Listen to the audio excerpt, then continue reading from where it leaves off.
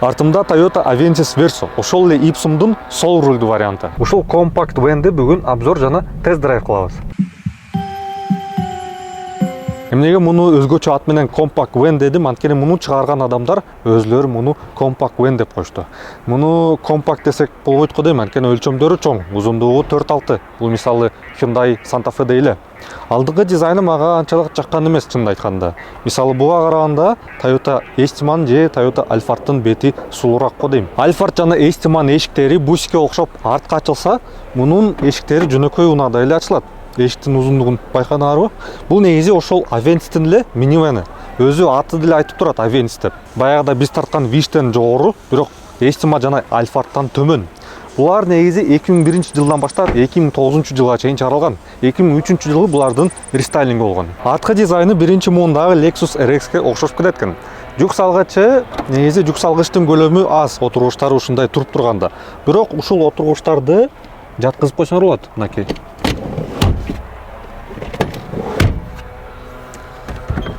Ушундай жаткызып туруп тургузуп коесуңар. Анда орун көбүрөөк болуп калат. Бул жагында запаскасы жок. Запасканын ордуна ушундай буюмдарды сала турган жери бар экен. Бул негизи өтө терең экен. Запаскасы кайсы жерде десеңер, запаскасы салондун астында. Азыр мен силерге көрсөтөм, жүрүгүлө салондун ичине. Салону эми жөнөкөй, бирок 2000-жылдары чыгарылган опциялардын бардыгы мындай сунушталган. Магнитофон, климат контроль, арткы жылытуу системасы, анан толук электропакети. Бул нерсе менен жүрүк отурмосун башкарасыздар. Баса жүрүк отурмосу 4 баскычтуу автомат. Буларга механикалык жүрүк отурмосу да коюлган негизи. Анан негизи бул Avensis орустар айткандай өтө практичный экен. Анткени биринчиден бул жака буюмдарыңарды салып койсоңор болот. Андан тышкары бул жагында 2 бөтүл кармагычтар бар экен. Бөтүл кармагычтары мындай тыккан, аябай жакшы сакталып калыптыр. Бул жагында болсо тамеки салып турган жери.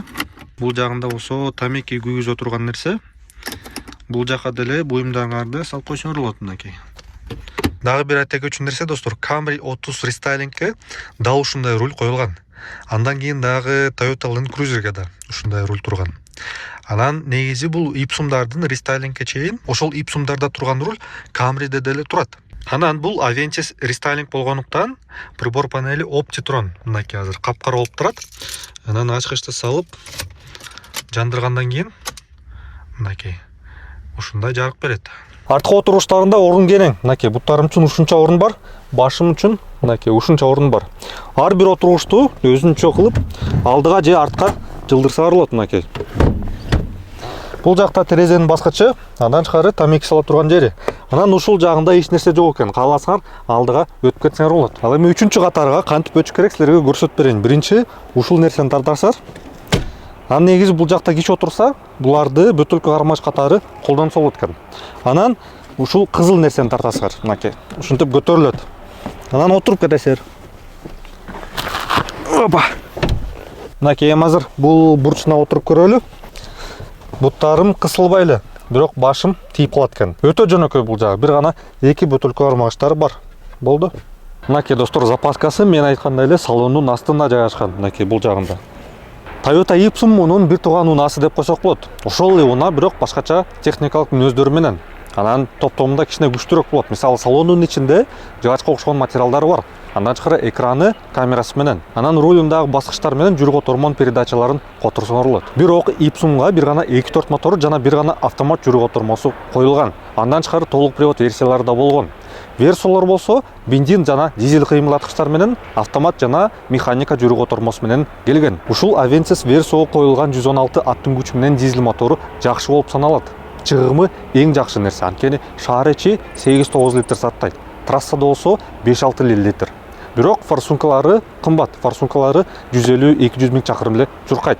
Турбинасы болсо 250 миң чакырым чуркайт экен. Ошол дизель моторлору бир гана механикалык жүрүк отурмосу менен келет экен. Андан кийин ушул эле Verso'го коюлган 2 литр бензин моторлору автомат же болбосо механикалык жүрүк отурмосу менен келет.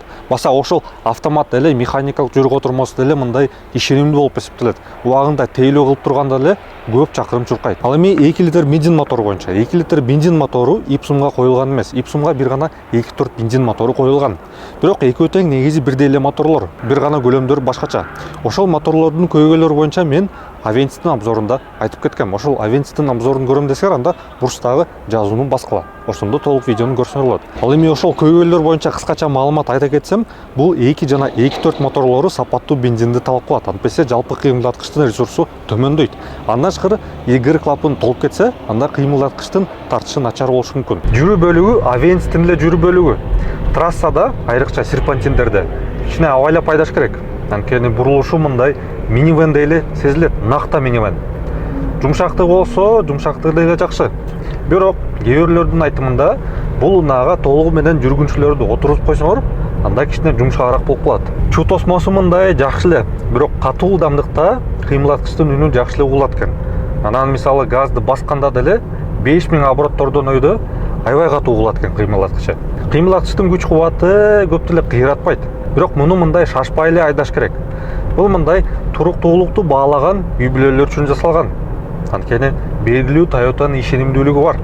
Кенең салон, жүрүшү деле мындай жакшынакай.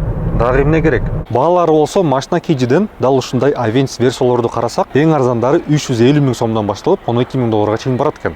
Ал эми Ipsum'дарын карасак, Ipsum'дар негизи көбүрөөк.